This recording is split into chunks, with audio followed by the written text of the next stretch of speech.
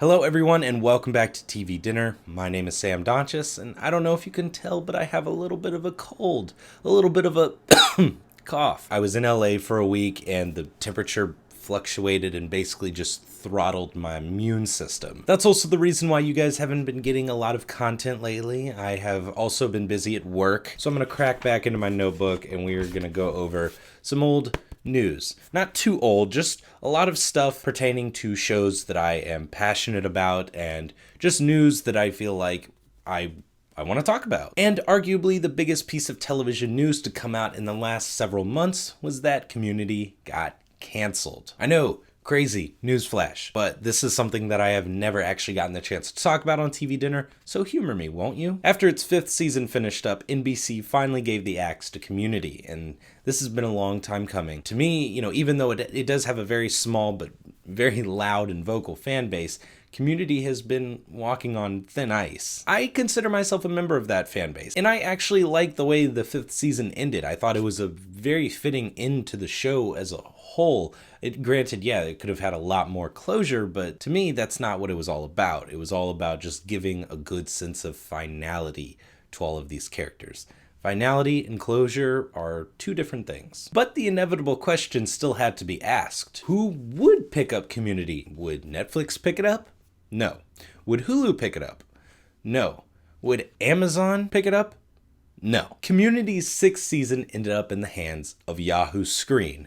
Now, Yahoo Screen, this is going to be a bit of a make it or break it thing for them because this is all that they have. It's Yahoo's streaming service basically for any content that they want to produce, and this is going to be their first show, their first big show at least. And the eyes of this fan base are going to be on Yahoo Screen intently to see if they can deliver. And again, if they don't, I think that's going to be the end of Yahoo Screen. That's just me. And that's where the big question comes into play is, can they pull it off? Community is down 3 of its main cast members. Chevy Chase, who plays Pierce, exited at the end of season 4, although he shows up in a guest role in an episode in season 5. Donald Glover, who plays Troy, exited in the middle of season 5. And Yvette Nicole Brown, who plays Shirley, won't even be showing up for season 6 due to personal family matters. So that leaves series regular cast members Joel McHale, Danny Pudi, Jillian Jacobs, Allison Brie, Jim Rash, and Ken Jeong. Whether or not John Oliver and Jonathan Banks will show up is still up in the air. I have no idea. But still, that just seems like the main cast, the main group is gutted. I can't blame any of these cast members for exiting these roles, personal decisions. It's their career. They do it how they see fit. I feel like the number of people who are rallying around Community and cheering for it to come back is a much smaller number than it was back in, say, the middle of season 3 when it went on hiatus. I'm not saying that being a fan of Community is a dumb thing to be nowadays. I feel like we as fans should accept what we are given. The end of season 5, under the circumstances, was perfect. I definitely want to hear what you guys have to say about this. It's a big topic of conversation. We should talk about it in the comments below. But first, let me get on to the next topic. The first pictures have been revealed for Marvel's Daredevil show for Netflix. With production well underway and probably almost finished by now, Marvel's Daredevil show for Netflix decided, hey, let's put some content out there, let's generate some buzz, because I'm pretty sure they're gonna drop all the episodes in summer of 2015. The first image reveals Charlie Cox portraying Matt Murdock, and I remember back on the episode of the Film Feast where I talked about the Daredevil television show, I talked about how I wasn't extremely excited about the choice of Charlie Cox. He seemed too happy and cheery for the character. I thought of Matt Murdock as kind of being a very self-serious, at the least maybe sarcastic character, so I wasn't exactly sure of what an actor like Charlie Cox could bring to the role, but I also hadn't seen any movies or material with Charlie Cox in it. Just this past week, I finally watched Stardust on Netflix, and besides the fact that it is a great movie and one of the best fantasy films I've ever seen, Charlie Cox was great in it. I still haven't watched the episodes of Boardwalk Empire featuring him, but he does seem like an actor who can portray a good bit of range. So now I am more looking forward to him playing the role of Matt Murdock. And that brings me to the second image of Daredevil, or at least the first costume of Daredevil. This costume looks a lot more ninja inspired. It even has the bandana in the back. It's all black. It's not the red jumpsuit that we know so well with the horns on it. As some of you probably know, this costume is inspired by, or maybe even a riff on, the Frank Miller comic, Daredevil, the Man Without Fear. The only difference was that incarnation of Daredevil was wearing sweats. This isn't that. This is a legit ninja costume. Hopefully we see him progress to a different costume in the first bit of this series. And now that I have a better vibe on Charlie Cox as an actor, this project is definitely more intriguing to me. So now on to my next piece of news. Guardians of the Galaxy, one of the most popular films of the year, is getting an animated series on Disney XD. Marvel's head of television, Jeff Loeb, announced this at New York Comic-Con. The show would be premiering in 2015, and he showed a little bit of test footage, nothing exactly final, and there's also a poster out there. The show looks fun, it looks fairly well animated, especially for a television show, and the designs are obviously pulled from the recent blockbuster film. I think, if done correctly, this show will be a great companion piece to the movie, and for fans of the movie, people who absolutely just loved Guardians of the Galaxy and consider it to be one of Marvel's best films yet. Hopefully the show can kind of focus on different elements of that world. And hey, this isn't something that I think is going to be canon to what happened in the movies, but at least it's going to be out there. It's going to spread the popularity of Guardians of the Galaxy even more, and I think it'll even get me more excited for the sequel out in 2017. Speaking of shows that feature characters with superhuman abilities, there's a new show coming out just for PlayStation called Powers. That show just got its first trailer and it looks interesting.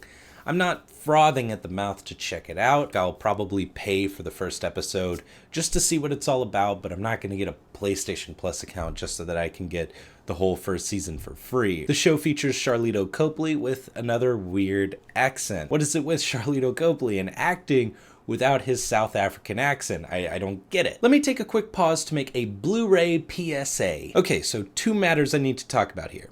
First one, regular show. Regular show's first and second season came out on both Blu-ray and DVD. Very nicely packaged set. I went out, bought it first day, and then I heard that season 3 was out, and I found myself at Best Buy one day, and I was like, oh yeah, this is out. Let's pick that up. And it was only on DVD. I thought, okay, that's fine. I'll get it on Amazon. Only on DVD. Went to Cartoon Network's site to see if, hey, maybe there's a loophole. Maybe they're only offering the Blu-ray through their website. Nope. Regular show.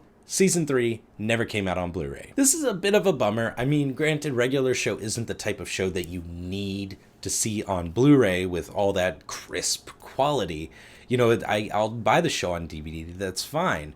But I've already bought the show on Blu-ray, and I don't know, it's gonna look awkward just like the tall box next to the slightly shorter box. I don't know, I'm a little anal about that. I felt it was worth mentioning because I'm sure a lot of you guys are regular show fans as well, and you need to know so that you don't face the same kind of crippling disappointment that I did. Clearly, Cartoon Network saw the returns from their sales of seasons 1 and 2 on Blu-ray, and they just decided, hey, this isn't enough to warrant putting season 3 out there on Blu-ray, so let's just keep it as a DVD. But there is one show coming to Blu-ray that I am very excited about. Cowboy Bebop, finally coming to Blu-ray, expected, I think, December 16th. Funimation really put out a lot of options. They have a brand new DVD set, they have a standard Blu-ray set, and then they have an exclusive Funimation store gift set for the Blu-ray and a exclusive Amazon gift set for the Blu-ray.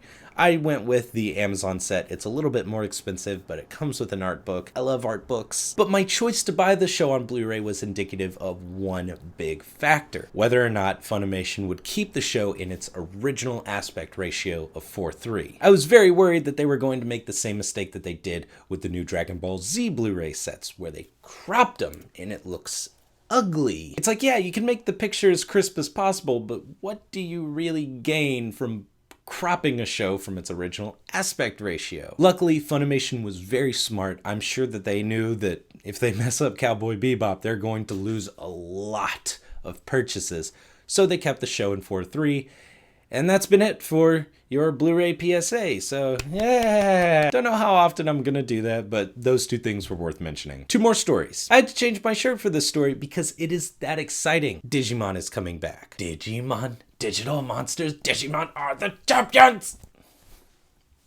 I don't talk about this much on the show, but Digimon was one of my favorite television shows from when I was a kid. I liked it better than the Pokemon show. The Pokemon games are better. Don't freak out on me, although you're still probably freaking out on me because Digimon was just a shitty ripoff. And that is crazy talk. Digimon was its own thing completely, with a lot more colorful characters, and the monsters actually talked. They could speak English.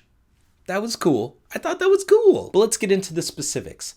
Back in August, it was announced that Digimon would be coming back for its 15th anniversary. This was all announced in a special event in early August. I was actually at an anime convention at the time, so that made it even more exciting. They kind of delved into some details stating that the show would take place while the main cast of characters from the first season would be in high school. Now that they're more grown up, and we'll get to see more adventures with them that we didn't get to see in previous seasons. How the show will actually turn out, obviously I don't know yet.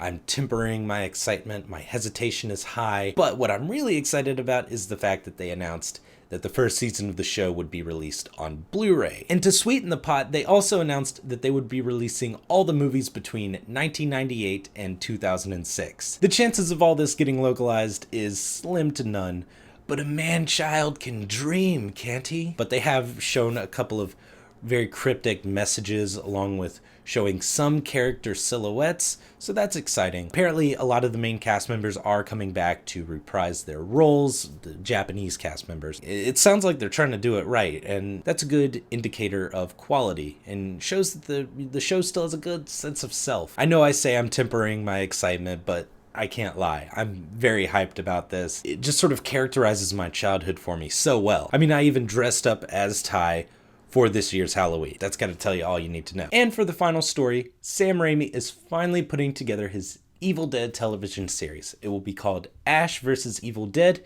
and it will be coming to Starz. The show will be comprised of 10 half-hour episodes, so basically expect this to be Evil Dead 4, only 5 hours long. Bruce Campbell will, of course, be returning to reprise the titular role of Ash, although personally, I'd also like to see the main character from the 2013 Evil Dead. Please don't throw any rocks at me. Mia, played by Jane Levy, was such a compelling character by the end of that movie. I genuinely believe this show is not just Sam Raimi's attempts to please fans. I feel like this is actually a passion project for both him and Bruce Campbell. So I say, let's give it a chance. It's going to be on Starz, so they're not really going to hold anything back. They're not going to, skimp on the gore or the blood or anything like that, or the language. So I feel like we at least have an open path to be entertained. Now it's just Raimi's job to actually entertain us. I have a couple other pieces of television news to talk to you guys about, but I feel like this is enough for one episode.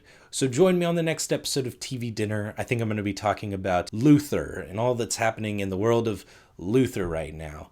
So join me on that episode and we will have fun with that. And also stay tuned for more episodes of The Film Feast and maybe the appetizer. No, I'm just kidding. I never have time for the appetizer.